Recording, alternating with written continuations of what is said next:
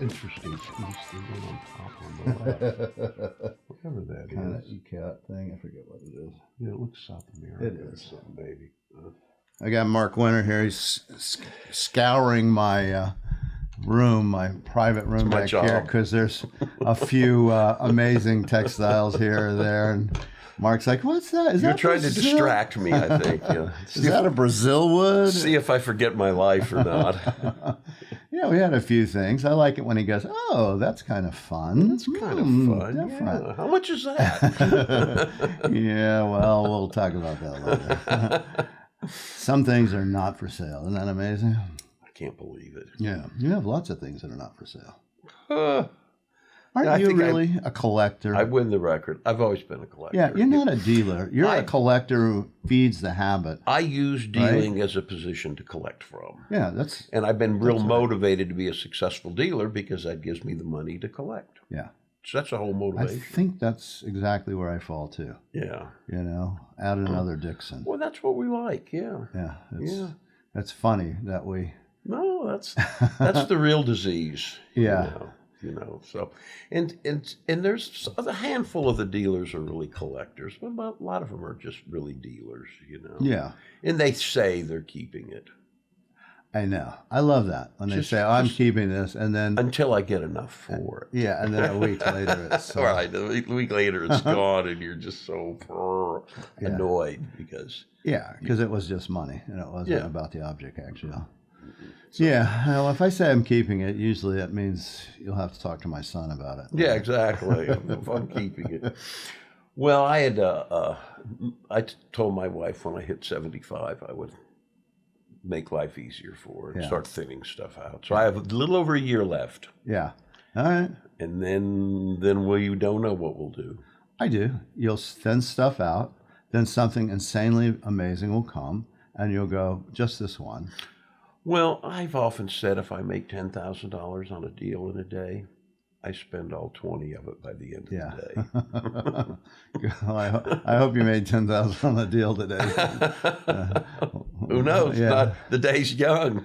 So what we wanted to talk about, so we had done a podcast before and we kind of went over your life and we might rehash a little bit of that. But, you know, you and I said last time, or you did really, and I agreed that you go, oh, you know, we didn't even talk about early Saltillos, right? Yeah. So everybody knows you, I think, kind of as a person who's a Two Gray Hills expert, that you run and own the Totally in a Trading Post.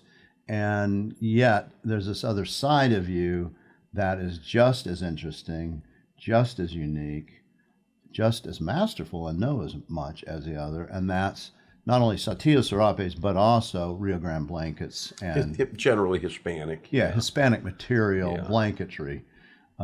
So, you know, when did you what was your first blanket that you got that was New Mexican? I started off running the res in the late 60s buying old pawn and saw Navajo rugs. I had a partner who was buying contemporary rugs at that time, so I was a little familiar.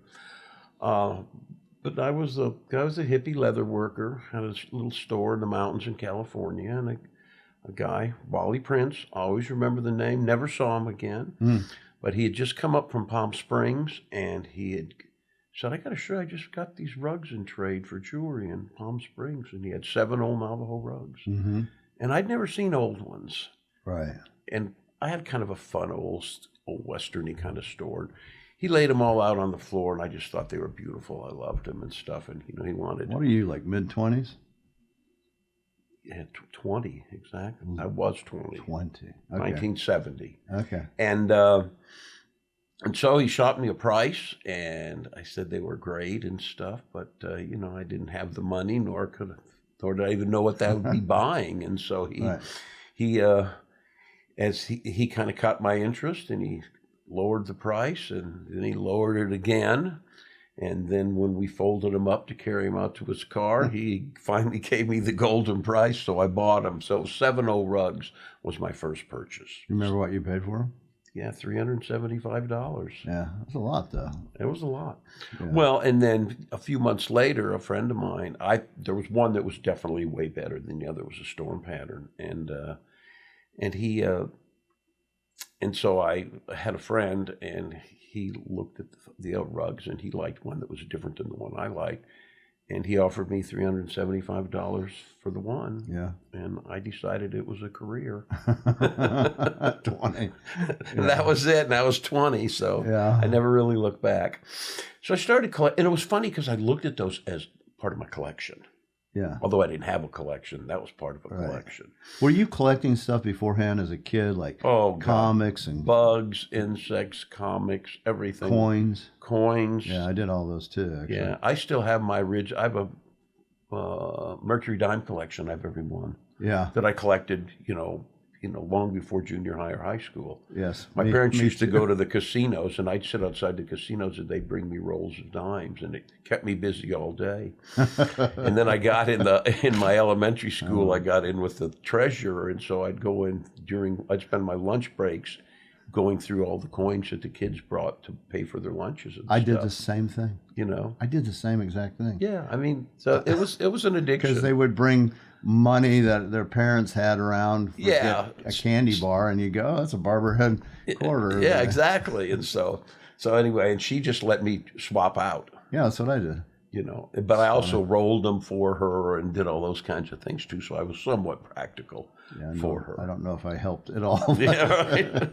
I said, thank you, ma'am. So anyway, it was in the early 70s I first saw a beautiful Mexican Serape. I still own it. It's red background. It was very fine and really nice, unique design. I've never seen another one like it. And I bought it, and it was like $200. And was it a classic? No, it wasn't a classic Saltillo. It was a Mexican Serape, not a Saltillo. And but it's beautiful and fine and nice, and that $200. I thought, God, if these things are only $200, I'll collect some of these. Mm-hmm.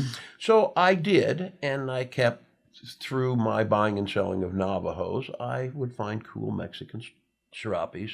I hit all the shows, and I'd find them, and I'd kind of bring them home and roll them up, and I had shelves I'd put them on. Never paid that. Never looked at them often. I just liked them. I considered it my retirement account. It's kind of a savings account. Even when you're mid-20s and you start collecting, did you think this is going to be something that will have value for later on? Yeah, have value. They'll go up in value, but it forces me to put them aside. Yeah. And put the money aside. So not think of them I as wouldn't a have put term. money in a bank account. Never have had a savings account. Yeah. But that was my savings account. And I thought for retirement, but you don't think much about retirement in your early 20s. No. So, but that's kind of how I looked at it. And I did that for over 50 years. I didn't even know how many I had till my daughter's a professional photographer, and we decided to photograph them a couple years ago. And she said, how many do you have? And I said, I don't know, probably 200 or 300 anyway. But I would get one, and I'd roll it together with others of a similar type. There was the Oaxacas and the Texcocos and all of the 20th century stuff. And surprised how many I had. You want to share? 600. Yeah. That's what a lifetime can do. We call that compounding, by the way. Yeah, it definitely compounded. So, it's pretty substantial, and I have pretty much all the areas and a lot of really rare regional stuff, so it's fun. So, in 1976, I was at Persian Rug Cleaning Company in Los Angeles, Albert Ozunian. On Temple Street. 2118. I sent so many packages Yeah, there. I remember the damn address. I remember it too. And he was fixing an old Saltillo Serape for Jim Jeter. They were getting ready for the Santa Barbara show. Right. It was a watershed moment, right? For that. And I just could not believe it. And Albert explained to me that this was an early classic, 18th century or so, early Serape. They were doing restoration, and I was overwhelmed. I thought it was beautiful. And so I decided I should go meet those guys in Santa Barbara. So I went up and met Jeter and some of his other cohorts that were involved in doing that deal. And the next year in 77, I bought a classic Saltillo, $6,000 for the Durango collection, which we were putting That was a lot of together. money. That was a lot of money. I became the mark. Yeah, I bet. Because those guys, at one time I got Jim Jeter to tell me what he was paying for them and kind of where they came from. And so, they paid $3,500 for the best ones they had. but mostly 800, 1,000, 1,500, 1,800. So nothing was that much. So I definitely became a mark for that much. But we were just really looking for one, for Durango collection. When I got it back, it was in the fall. I forget what show I was out there doing. And Jackson got him a sombrero, and he wore the Saltillo to a Halloween party. And this is Jackson Clark. Yeah, this was Jackson Clark Sr., right. who I initially did the Durango collection with, and I was just abhorred. It was in the best condition of anyone I've still ever seen. It was like brand new. It had never been. Apparently, it was collected and put away, and it was brand new.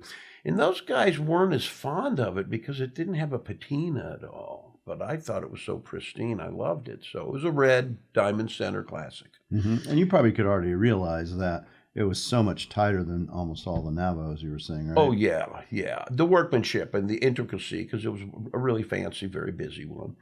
And so Jackson wasn't sure we really wanted a Mexican Serape, especially for that much money, but I was totally convinced that it was an important part of Southwest weaving. And so we went on to collect quite a few through the early years, but I always wanted more Saltillos. And whenever he decided he needed money, he'd always pick on me and make me sell a Saltillo because they were his weakest link. So that sort of got me going. I, of course, got their attention because I paid more than anybody did for one. Yeah, and so on that, for Jeter, they did that show that was Santa Barbara Art Museum, right? And what year was that? And so the show opened in 78. Yeah. Toured the United States in 78, 79, and a little bit of 1980. Yes. And they came off the road mid-late 80s, right? And I bought the collection in 1981. All of it? All of it. Okay. And so this is I don't know where the camera is. There. I want to show it to you. So this was the catalog that Jeter produced for that show with a lady named Paula Marie Yulke, who was probably more the writer than Jeter was.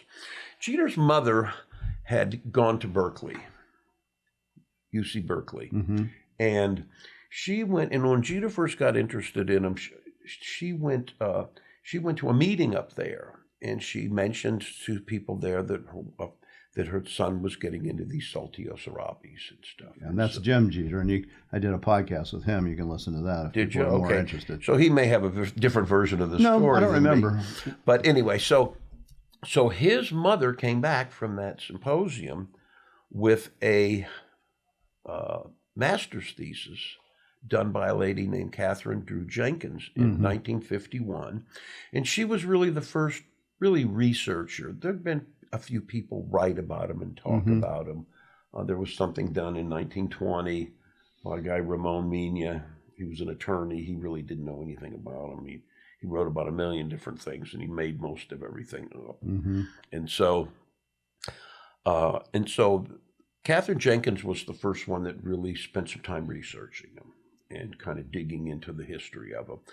And she looked at about 75 Saltillos. And when we talk about Saltillos, because people won't know what this means, give us a little background, what a Saltillo is, time frame, that kind of thing. That's good. Yeah, a classic Saltillo. Well, unfortunately, we really don't know much about them. I've spent my life 40 years researching them, and I'll tell a story about that in a minute, but basically, they were woven, we think, by what were called Tlaxcalan Indians, and Tlaxcalans were weavers for the Aztecs. They were a coastal Indian. Cortez's people ran into them, and Cortez and his 200 men managed to conquer the Aztec Empire with the help of 10,000 Tlaxcalans, who were subservient to the Aztecs. Tlaxcalans unfortunately thought that Spanish suppression would be easier than Aztec suppression, and they were wrong about that. But so they did become the weavers for the Spanish, and so an article developed somehow. We don't know yet anything about prototypes. I thought I could show you a prototype 25 years ago. We really don't have one. And so there's really a lot of theories about where they really came from. But they're basically large. They're about 4 feet by 8 feet, mostly woven in two pieces on a Hispanic loom, weft-face tapestry like the Navajo shoes. The two pieces are joined together, and a neck slot is left called a bocamanga, and they're mostly were worn as ponchos. Mm-hmm. And so they're very intricately designed. The weaving is incredibly finely spun. The dyes were really the best dyes discovered in the world that had come out of Mexico, primarily cochineal for the reds and purples and pinks, indigo for the blues and the greens. And they used a little purple snail too, right, for some of those? Well, a little bit. Yeah. Pulpura is the shell, and it's not much. We see it in a few Oaxacan Serapes, but it's not color fast. So it fades, and it'll produce a light blue to a purple color. And it's from a secretion that they secrete, and is where the dye comes from. And this is 1750 kind of that we start? We don't really know. Again, we have more misinformation than real information. Right. It seemed that they became so commonplace in Mexico that they were just not talked about. It's like everybody had a serape, everybody had them. So they weren't really mentioned much. But yet they took a year to make or longer, right? Or longer. Could be longer. Some speculate even 2.5 years. Yeah. So they were valuable. They may have been common, but they were expensive. So they were really for what were called they were for the upper class. Right. Mexico had a really interesting class system, and the highest class were what were called peninsulars, and those were people born in Spain. And so they were the ruling class, and they were the only class that could hold high office in church or state or anything. The next class is what's called Creoles. It's not like the New Orleans Creoles. This is a different use of the same term. A Creole is a pure Spanish blood mother and father that's born in Mexico. Spanish kings didn't trust them. They thought they were polluted somehow by being born in Mexico. So literally, wealthy Spanish women, when they got pregnant, would sail back to Spain to have the kids. Yeah. So the one things the Creoles could do and did do was own property.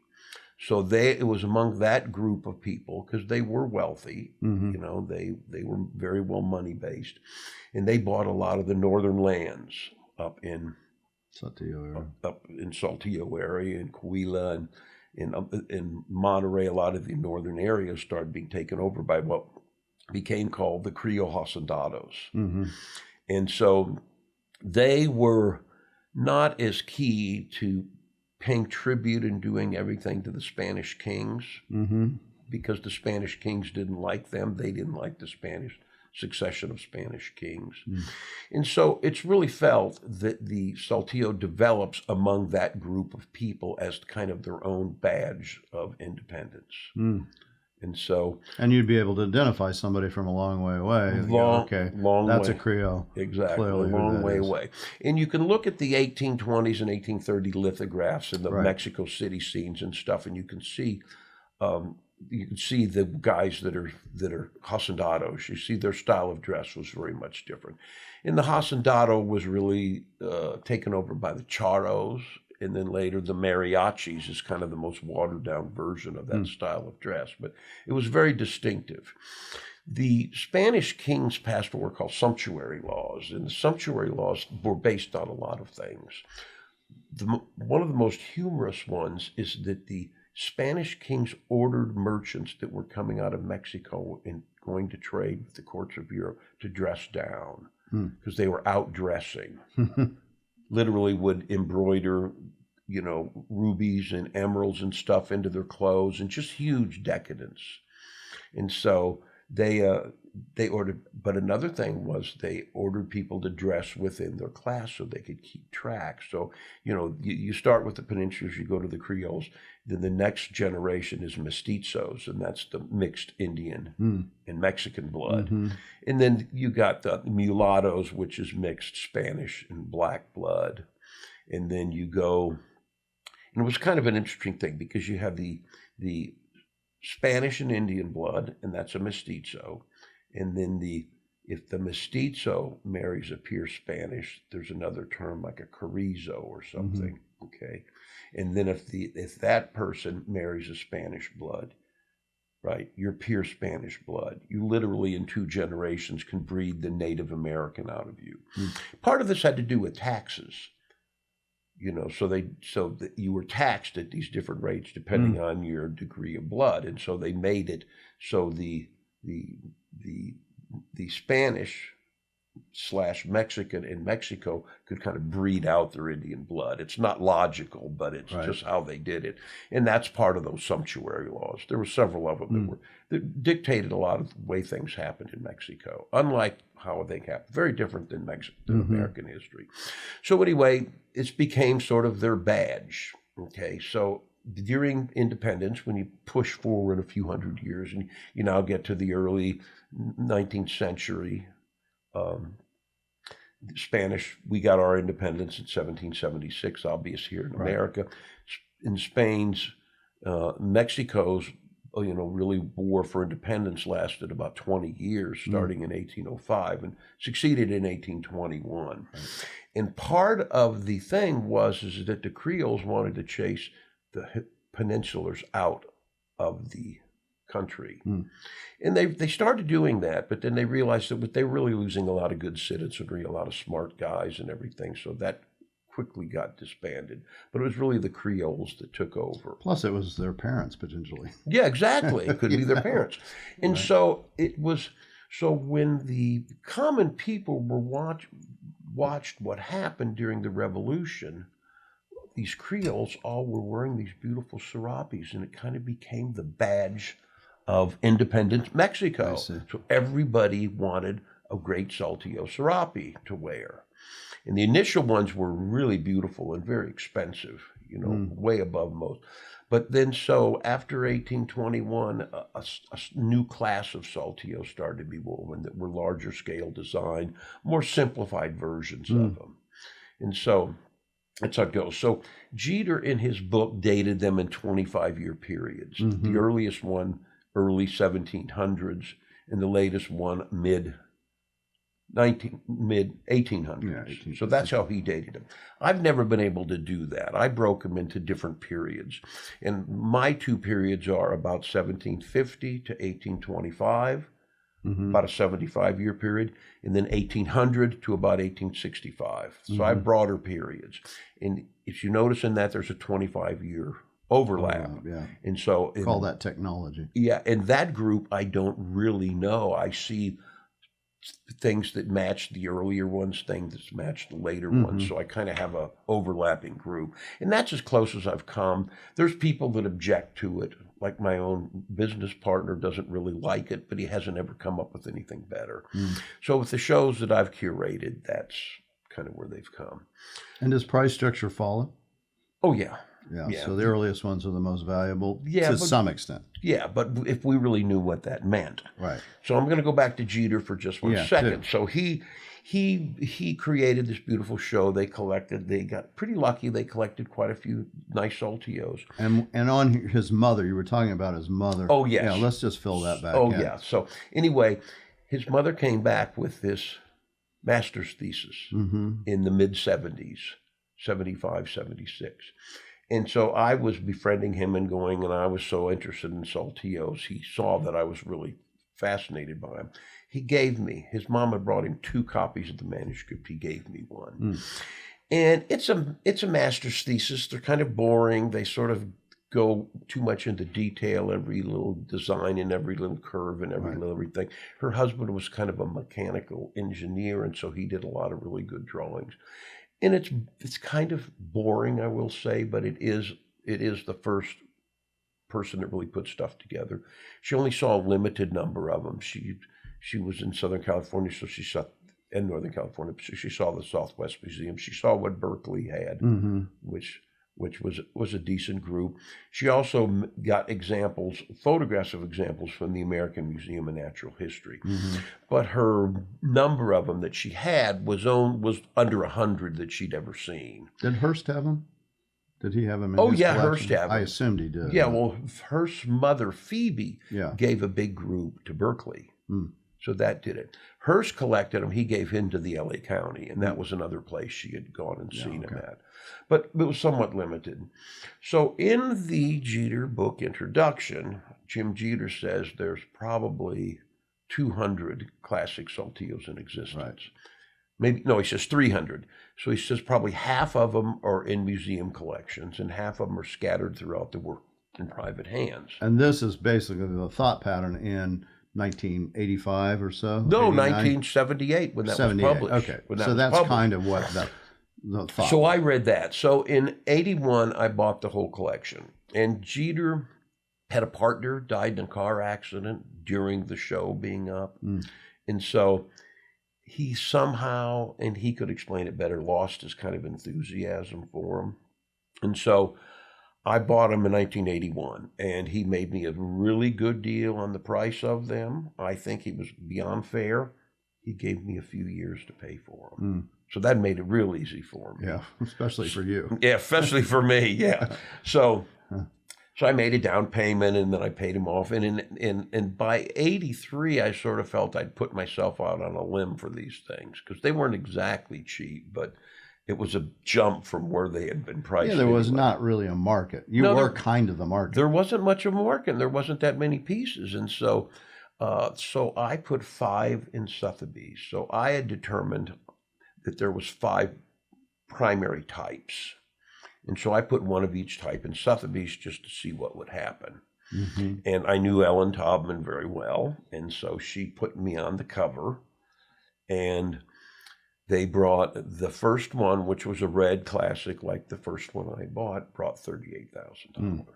And so it was like, uh-oh. Yeah, what have I? Right then I wanted to jump up and say, I don't want to sell the rest. but it was an auction. And so I think the next one down sold for about $20,000, the next one for about $15,000. And so it was of that money I paid Jeter off. And what year was that? 83. Yeah. So it was 3, 81, 82, 83.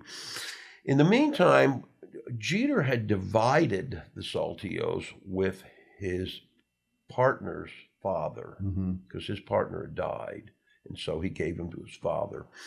And I knew this guy in Topanga Canyon, and we were talking one day, and he said, "Did you ever heard of this guy's name?" And I go, "Yeah, I heard of him." He goes, "Well, my good friend down in Orange County is his father." I said, "Well, he died." And he goes, "Yeah, and he has these old Saltillos. Would you be interested in them?" So I said, I couldn't get out of Jeter where they had really gone, just that he'd given them to the father. Yeah. And they divided them equally because they were partners. And so I went down there. I met him. He welcomed me into his house. We had a really nice conversation. He was a really bright guy, wealthy guy. It was a very nice house. And I told him what Jeter had done, that he'd sold them to me, gave me time to pay for them, was really nice. And he said, "Well, you must be the guy then." So I got to buy the second half. Yeah, and you were the guy. Yeah, so I put the collection together. So probably the next, and so I decided Jeter's book, although it was a monumental beginning effort, they really focused on the history because they were called Saltillo Sarapes. And the reason for that is Spanish kings did not allow any port trading to go on all through Mexico. They also didn't allow any travel in Mexico. So Mexico got this fabulous wealth, of the gold and silver and, and textiles and everything. And cochineal. Cochineal. But it also, as we remember, Columbus bumped into the New World on his way to the Orient to trade in the Orient. So starting in, I think 1615, right, an outfit started up called a Manila Bay Trading Company. And what that was is they gathered all the Oriental goods in Manila. There was only 2 routes to the Orient from Europe, and one was overland. The Moors were hugely problematic, and you were lucky if you ever got through the Moors with any trade goods. And the other route was around the Cape of Good Hope in South America. It's very rocky. Prevailing winds blow the ships right onto the rocks, and they're treacherous so it was really treacherous to do. And the Portuguese really took that over. The Portuguese were the main sailors in the early day, and they ruled that. So it wasn't a good option for the Spanish. So when they discovered that they could just sail out, to the west and bump into this new world. What came about is the Manila Bay Company. They gathered all the goods in Manila, in the Philippines, from China, from Japan, from other India and those areas. They were gathered there, and then they sailed across the Pacific, right? And the prevailing winds across the Pacific are northerly, so they had to really sail up the coast, kind of Russia, almost to Alaska, and that's where the prevailing winds change, and you can actually sail across the Pacific because the rest of the winds blow to the west, and so it's not easy to sail. They would sail down the coast, what became the United States, and land in Acapulco, and all the trade goods were offloaded in Acapulco and hand carried to Veracruz on the Caribbean through what's called Puebla, the city of Puebla. Right. And so at that point, they were loaded back on these ships, and that's the treasure fleets. And once a year in October, the treasure fleets sailed back to Europe. Pirates of the Caribbean at Disneyland is about all the ships. So the big thing was to try to pluck one of the treasure fleets, one of the boats of the treasure fleets out of the big Spanish armadas that sailed across there. Sir Francis Drake, that we know for discovering San Francisco Bay, and he sailed around the tip of South America first. His greatest feat, although according to English history, was plucking a cochineal-laden ship, and he drug it behind his ship into London Harbor. And so that is how he's really considered the greatest. Yeah, his greatest feat was getting just that. Shows you how important color is to color humans. was very important, and the Spanish kept it a secret that nobody knew where cochineal came from. It's basically bug blood. Yeah, it's carminic acid. It comes from a scale. Little parasite. Yeah, scale parasite that lives on the noble cactus. Right. And so nobody knew. So they. Right. So magic. It was magic. It was the most beautiful red color that was ever discovered by man, and so it became really the rage of Europe. It became the second most important export out of the New World, second only to precious metals, gold and silver. It was almost as expensive pound for pound as silver was. Yes, that's right. And they never knew what it was until old Galileo comes along, and he gets this telescope and he's looking at the stars, and that led to the discovery of the microscope, which was turning it around looking at things. And that's when all of a sudden in Europe they started looking and said, this is just a bunch of bugs. Yeah. But those bunch of bugs only grew in certain areas. Yeah, certain cochineal. At least. Lack and mostly southern Mexico and northern part of South America. Yeah, Bolivia. And so, but it was the rage. And basically, who came from Spain? It's a complex story about Mexican history. Who really came? If you were very wealthy in a wealthy family in Spain, your older brother got everything. Yeah. You stood no chance. So who came to the New World were the second and third sons of the very wealthy families. So they were decadent. They'd grown up very rich, and they were seeking their own fortune. And so the idea of being in the bug blood business didn't cater to them. So they liked the gold and the silver.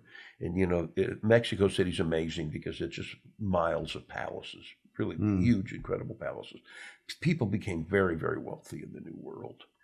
And so the second sons didn't want anything to do with the bug blood business, so they left it to the indigenous people.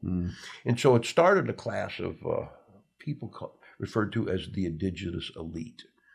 And so they were very wealthy, and they kind of lived side by side. I never heard that term before till about 10 years ago, because I thought all the natives were poor, but this class got their wealth. And was that primarily through growing Nepal and having cochineal? Exactly. Interesting. Yeah, that's where it came from, because the Spanish were too cool. They didn't want anything to do with it. And so the Aztecs were well aware of cochineal, and they had grading systems for grading the quality of color and everything long before the Spanish arrived. Yes, I'm sure. And so the Spanish took that, technology. The Spanish took the technology, and the natives did quite well shipping cochineal over. And basically with the discovery of the synthetic dyes in the 1860s, the whole thing fell apart. Yeah. But the main color in most saltillos, or a lot of them anyway, is red. And the red backgrounds are really fancy red ones. So that was a very expensive dye. The workmanship was incredible. They were very, very expensive. And you had to stand out. I mean, you see somebody with red on and there is no red. Yeah. You are going to pay attention to who that person is, Yeah. whether it's in Mexico or Europe or wherever. Well, red and purple are the colors of royalty. Right. And so they all wanted that beautiful dye. So anyway, so I was having a lot of fun in buying saltillos. Ellen Taubman dug a lot of them out of the woodwork. There was a lot of them came through Sotheby's. Because of your set, because of my interest in it, right. Yeah. And she knew I'd always buy them, or if not, be the successful underbidder, which would push the price up. Right. So a lot of them came through Sotheby's. And at that time, through the whole 80s, I was their Southwest textile advisor. I helped her identify the things and write the catalog descriptions and everything. I'd go back there a few times a year, and I got a lot of perks. I never was a paid employee, but got a lot of perks. So if somebody came in the day of an auction and wanted to consign something, it wouldn't sell for 6 months, and they didn't like that, so they'd go see Christie's or another auction company. So I gave the Sotheby's an option of saying, well, I have somebody here who'll buy it. And so it ran through the same percentages and everything as if it went through the sale. Right. But it was what they called a private sale. Yeah. And so I got a lot of private treaty, which they still do. They still do that. I got a lot of great things through the private treaty bonuses. And then the other thing they did was give me a nice, healthy line of credit. They gave me a $100,000 line of credit, and I had to pay it off by the next sale. So basically it was consignment. It was 6 months worth of consignment with interest. Yeah, your problem is you want to keep them. Yeah, well, I had to deal with that. I sold a lot of things I really wish I wouldn't have, but I did end up keeping them. So anyway, after the success of Santa Fe Style, yes, Christine Mather's book. Yes, I remember. Okay, she did a follow-up book. It's called Native American. It wasn't quite as successful as Santa Fe Style. That just had a good ring. Right. So she started working on that, and she was a museum person. She worked at the Folk Art Museum in Santa Fe. She also was an advisor for the Folk Art Museum in New York. So they knew I was with Durango Collection and I had really nice things, and so they wanted to come and photograph my house. Now this would have been 86, 87 maybe. Sounds about maybe 88. And so I didn't want to look like all these other guys with Native American stuff, so I put saltillos everywhere. I took things down off the walls and saltillos on mannequins and everything. So they came to my house, and Christine Mather was hugely impressed with my saltillos, but she said the book's called Native America. And I said, well, these are Native American. They're Tlaxcalan Indians made them. She goes, well, they're really more Spanish. And that's kind of been a problem with saltillos, is they fit in a funny category. Most of the scholars of Mexican textiles deal with indigenous textiles. And because these were Hispanic loom, they fit into a category that were really not well researched or not a lot done with. And so that's another reason why, there was never the research or the information about them. So anyway, Christine Mather thought the saltillos were wonderful, but it wasn't really what she wanted. And I'm going, well, I have plenty of Navajo blankets, so just give me a half hour, 45 minutes, and I'll just change it all out. I was kind of bummed. I left a couple up. But so then she filmed my house for the book. She called a guy named Bob Bishop, who was the director of the Museum of American Folk Art in New York. And she says, I know you, and so this is maybe 88. And she goes, I know you're looking for a really cool show to do for the quincentenary, 1992. And this guy has got the best saltillos I've ever seen, and he's got a lot of them. So Bishop said, really? She goes, yeah, and I think these would be a fabulous show.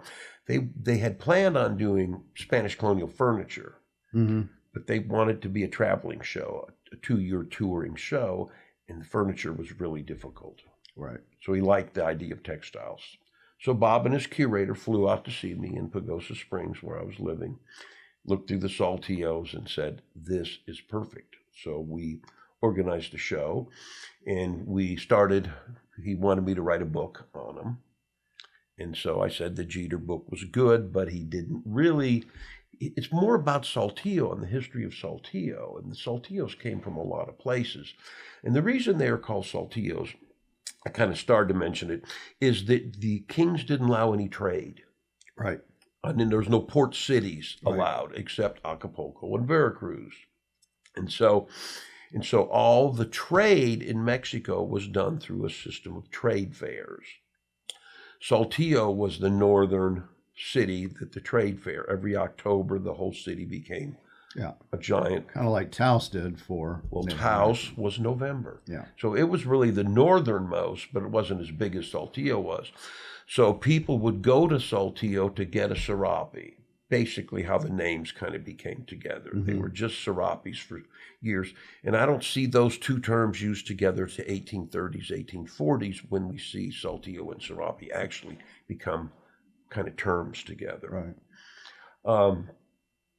So anyway, we opened the show in January of 1992. And this was at New York, at the Museum of American Folk Art in New York. And it toured 2 years.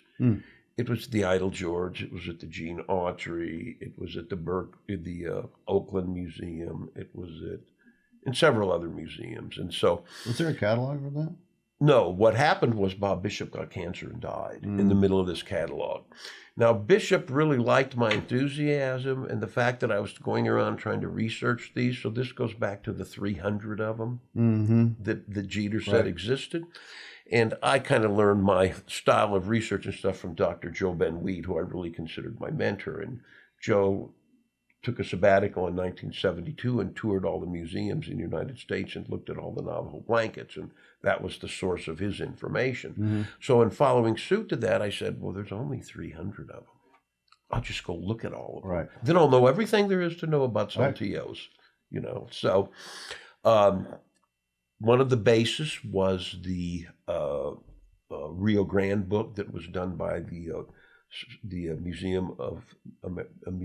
International Folk Art Museum in Santa Fe. Did a book on Rio Grande, and they did a pretty expansive research through Southwest Textile Collections also.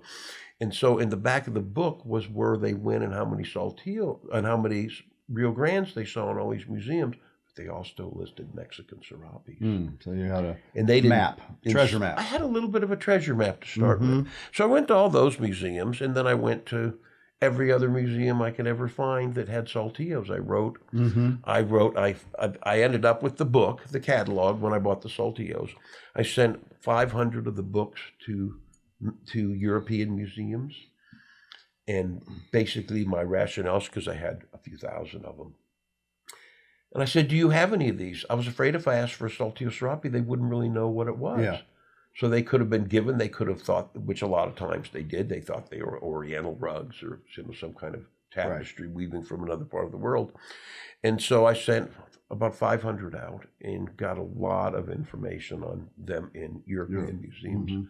Kind of one of the funny sidebars of the story is quite a few museums sent me the book back and said they would never have anything from Mexico in their museum.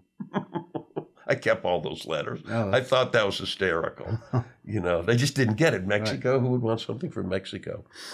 And so by the time the show opened, the catalog went south because Bishop had a contract with Dutton Books, and he gave me carte blanche. He gave me a big stack of Museum of American Folk Art stationery and just said, write anybody you want, go anywhere you want. You seem to have the right idea in mind to do this, so go do it. Well, his curator wasn't that happy with that whole idea, that she wasn't overseeing what I was doing. But he thought I was plenty capable and I was on the right track, so he just let me do it. When he died, the curator was kind of, things have changed. Yeah, things have changed now, and you don't get your own way anymore. But by then, I'd seen 1,000 of the 300 that existed. Yeah. And so you knew there was a lot more than that as well. If there's 1,000 you know of. Well, yeah, but pretty much I was pretty thorough. in my research. Yeah, but all the ones that are undiscovered. Well, we haven't found that many. I think we found a couple hundred. Yeah, well, since okay. then. Well, that's as many as the original were seen. Well, that's, as many as originally there, but that's 20% in another 20 years. Yeah. So, and my guess, there would be another at least 10 to 15% out there too. Maybe there are. I mean, we've done pretty good. We seldom, I will say, see one that comes up on the market that I don't have history from earlier or when I've seen it. Yeah. And so we've got pretty much covered. The one came up at Bonham's a few months ago. That was a white one that we had never seen. And that was unusual. That was like the only time in a couple of years we'd found one that we hadn't already had known about. So I was pretty thorough in my research. And so I found Joe Ben Weech's thing. I came up with an analysis form. I took photos of them. I wrote out detailed analysis and everything. And so that was a lot of fun. And I had these huge records on everything in all the different museums they're in. And they're decently well organized for a guy like me. And you have maybe 1,200 in existence or so. Probably 1,200, close to it. Right. In existence. And so that's counting for ones we maybe haven't seen yet. So it's a little less than that number. And you're working on a book, right? Well, a major publication. Right. But so to back up a little, the main museum in Mexico is called the Franz Mayer. Right. And Franz Mayer was a German industrialist who moved to Mexico, very, very wealthy. He collected fabulous Spanish colonial art. And the museum is like in an old convent, huge building. And they had quite a Saltillo collection, and they wanted to do a Saltillo show. And so they heard about me. I had gone to Mexico several times to do researching, archival researching, and looking at the collections in Mexico. And sometimes I was welcome, sometimes I was not welcome. The ones in Mexico there's probably still more in Mexico than anywhere else. But I got into a lot of really good collections. I got lucky, and people liked my enthusiasm, and they wanted to know about them. And so I knew a lot about them. And so I knew more than anybody had ever really researched to find out how to date them and things. In Mexico, they had their dates really mixed up. They loved the Maximilians. They thought those were the earliest ones. And those are later. Those are well, and it's like Chevys. They had fins in 57 and they didn't in 58. So there's certain criteria that you have that helps you date them. Right. And they had never looked at them that way. Things like the plies of the warps, the dyes used in them, the materials used in them. And so that's how we dissect them now. So they got me to curate a show for them. And this is in the early 2000s. I don't remember the exact year. And it was beautiful. Boy, they do things right in Mexico. And they probably had 20 themselves. But mostly Franz Mayer liked the red ones. I had a lot of different types of them. And so we borrowed them. It became quite a fiasco because they couldn't get the insurance ready. Right. And I was starting to tell you that story. Right. I don't know if you want me to repeat it. It was a pretty funny story. But so we finally worked it out. And so I ended up having to fly on the same plane my Saltillos went on because they couldn't get the insurance right. And we ended up actually loaning them to the U.S. consulate in Mexico. And the U.S. consulate loaned them to the Franz Mayer Museum. Right. So I wasn't stuck in the middle. Some kid from Colorado wasn't stuck in the middle fighting with the Mexican government over them. Yeah. I was afraid they'd consider them cultural patrimony and decide that they should really own them. Yes, and just keep them. So, and anyway, so a couple of years later, they did this catalog. Yeah. And it's called Serapes for those people who are just listening to Serapes de Saltillo. Yes.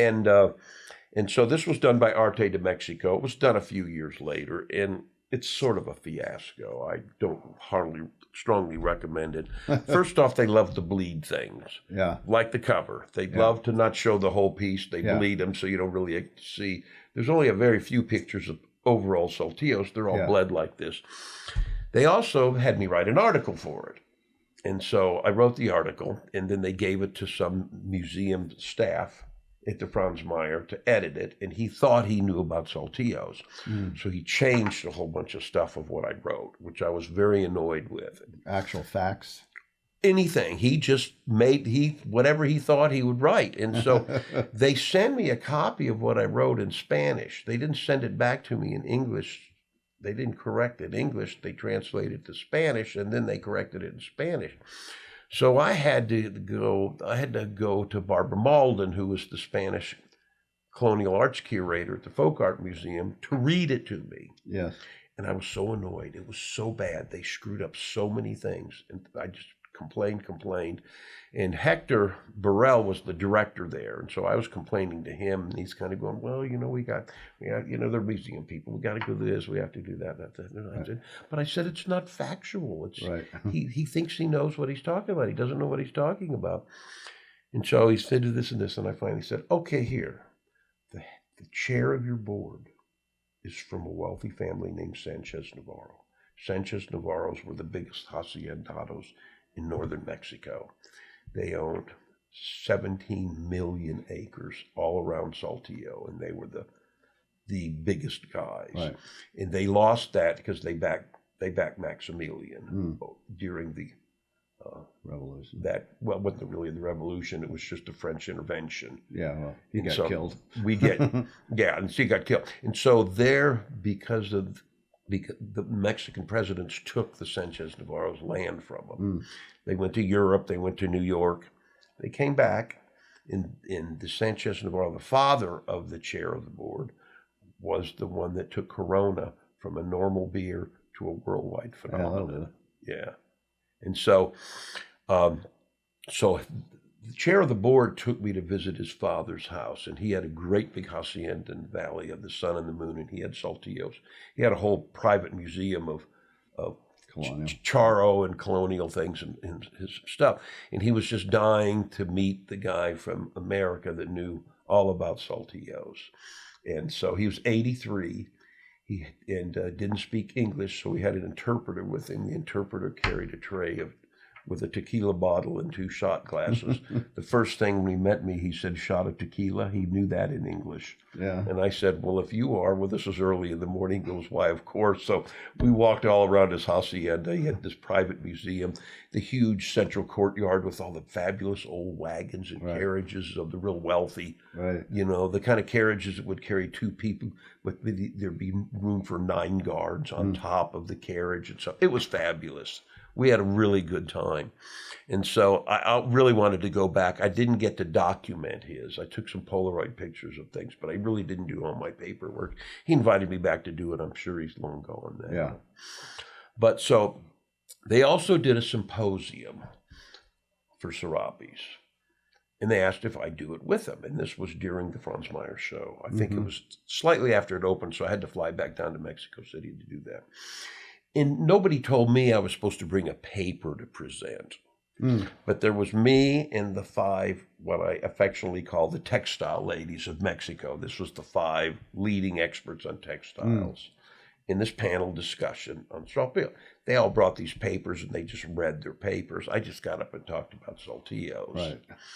But when they introduced me, which in everybody wore earphones. So anything I said in English, everybody heard the translation. Yeah, everything that was in Spanish, I would hear in English. Right. Fabulous.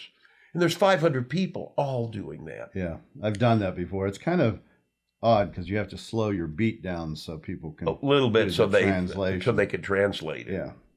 And they're hearing and watching me, and they're hearing and watching or listening to somebody else do that. So anyway, the lady that introduced me, so the ladies went first. It was ladies first, and they all got up, and nobody really said much about Saltillos. They covered them in their talks a little bit because that's what it was about, but they mostly had their own little areas of indigenous textiles that they kind of tied in a little bit. So when it came my turn, the lady introduced me and said, this is the guy from the United States. He knows more about Saltillo Sarapes than anybody. And so... take over. So I said, well, I really have to correct you about that. She looked at me kind of funny. I said, I just know more questions about Saltillos than anybody else. That's because they're very much an enigma. I don't know a prototype. I don't really kind of know where they came from.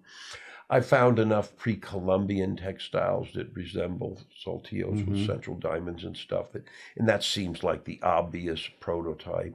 When you look at the round centers, people they think that's Oriental influence, and everybody makes Saltillo Sarapes like Persian influence or somewhere. I say no. Those people copied Mexican Serapes. And it's not a popular topic to think that's the way it is, but that's the way I see it. You see Senecalemes, they look like Saltillo Sarapes. But I think that's because they saw the Saltillo Serape with the diamond in the center. And the same thing with the Oriental ones. I don't think it was Oriental. I don't think it's Oriental influence at all. I think it's native. Yeah, and also just aesthetics, right? Yeah, just aesthetics. Yeah, They're made to be. One is more pretty. They're made to be worn. Yeah. And so they're designed to accent the body as it's worn. So you have the central diamond or the central circular medallion that goes around the neck. They're ponchos, so they are 95+% of the ones that I've examined have evidence of neck wear or neck slots, to the point that seams were sewn up with one thread and at the neck it's sewn up with another thread because it was sewn up later. Yeah, and I always get the sense, and I don't know if it's true or not, but these round center Saltillos are of an earlier variety. Is that true or not? Well, it could be. I mean, I really don't know. There is an earlier garment called a manga in early Spanish colonial days, and it was a solid piece of cloth, and it had a round neck piece that went over it, and those were always elaborately decorated with gold and silver embroidery. Unfortunately, most of those were melted down right after Mexican independence because they were the peninsular's textile. Yeah. And so they melted them down for the gold and silver weight. Now, they were still good Catholics, so they did not melt down ecclesiastics.